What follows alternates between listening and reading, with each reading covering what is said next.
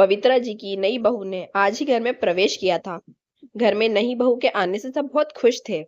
घर में बधाई देने वालों और नई बहू की मुंह दिखाई करने वालों का तांता लगा था। इसी बीच पवित्रा जी किसी काम से अपने कमरे में गई। तभी उनकी नजर अपने पति रमाकांत जी की फोटो की ओर गई, जिनकी अभी 2 साल पहले ही मृत्यु हुई थी। पवित्रा जी जिस काम से आई थी उसे भूलकर अपने पति की फोटो के सामने खड़ी होकर एकटक उन्हें देख रही थी। उनकी आंखों से आंसू गिरने लगे। तभी उनका बेटा अमित आ गया। अमित, माँ, क्या बात है, आप रो क्यों रही हो? सब ठीक तो है ना? पवित्रा जी, नहीं बेटा, कोई बात नहीं, बस तेरे पापा की याद आ गई। वे आज होते तो बात ही कुछ और होती। अमित, हाँ माँ, ये बात तो है, पर आप दुखी मत हो। ये सब भगवान के हाथ में है। चलो, बाहर सब आपका इंतजार कर रहे हैं। पवित्रा जी आंसू पोंछकर बाहर आकर मेहमानों की खातिरदारी में लग गईं। शादी से भरे घर में सभी नई बहू को घर बैठे थे। 2 दिन बाद जब सब मेहमान चले गए तो पवित्रा जी ने बहू बेटे को एक जगह बिठाया और कहा, बेटी, अब ये घर तुम्हें संभालना है। ये लो घर की चाबी। अंजना, माँ जी, ये चाबी आप मुझे क्यों दे रही हैं? ये आपका घर है, आप संभालिए। अमित, तुमने माँ जी को बताया नहीं कि शादी के बाद हम अपने नए फ्लैट में रहेंगे? पवित्रा जी, अमित, बहू ये क्या कह रही है? मैंने इतने अरमानों से तुम्हारी शादी की थी और तुम दोनों पहले ही मुझे छोड़कर जाने का प्लान बनाकर बैठे हो। ये कहकर पवित्रा जी रोने लगी।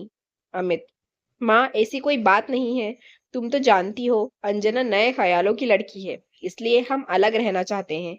यहाँ ये एडजस्ट नहीं हो पाएगी। हम आपसे कभी कभी मिलने आया करेंगे और आप चाहो तो कुछ दिन के लिए हमारे साथ रहने आ सकती हो। ये सुनकर पवित्रा जी को बहुत झटका लगा। उनके पति का स्वर्गवास हो चुका था। इकलौता बेटा अमित भी उन्हें अब छोड़कर जा रहा था।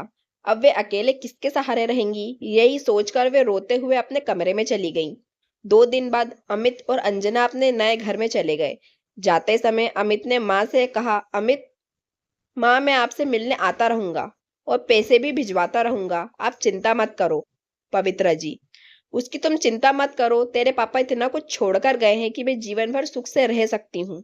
तू जाकर अपनी गृहस्थी जमा, मेरी चिंता छोड़ दे।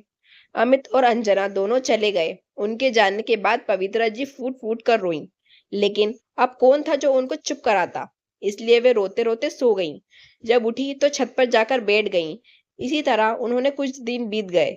अमित ने अपने नए घर जाकर एक बार भी माँ से बात नहीं की। अमित के इस व्यवहार से पवित्रा जी टूट सी गई थी। एक दिन पवित्रा जी की बचपन की सहेली उनसे मिलने आई, कविता। अरे पवित्रा, कैसी हो? अमित की शादी पर तो मैं आ ना सकी, सोचा आज जाकर बहू की मुंह दिखाई करके आती हूँ। बहू कहाँ है? पवित्रा जी, कविता, वे दोनों ये घर छोड़कर चले गए। बहू मेरे साथ नहीं रहना चाहती है। यह सुनकर कविता को बहुत गुस्सा आया। उसने कहा, कविता, तू चिंता मत कर, मैं हूं ना तेरे साथ। सुन, इस घर को पेइंग गेस्ट बना देते हैं। पास ही कॉलेज है, उसके बच्चे यहाँ आकर रहेंगे। उससे तुझे इनकम भी हो जाएगी और तेरा मन भी लगा रहेगा। पवित्रा जी, लेकिन ये सब कैसे होगा? मुझे तो कुछ नहीं आता। कविता, मैं काफी दिनों से यही काम कर रही हूँ, तो चिंता मत कर, मैं सब इंतजाम कर दूंगी। कुछ ही दिन में कविता ने सारा इंतजाम कर दिया। कॉलेज के बच्चे पेइंग गेस्ट की तरह वहां रहने लगे। पवित्रा जी उनसे बातें करती रहती थी, उनका अपने बच्चों की तरह ख्याल रखती। इस सब में समय कब निकल जाता पता ही नहीं चलता था।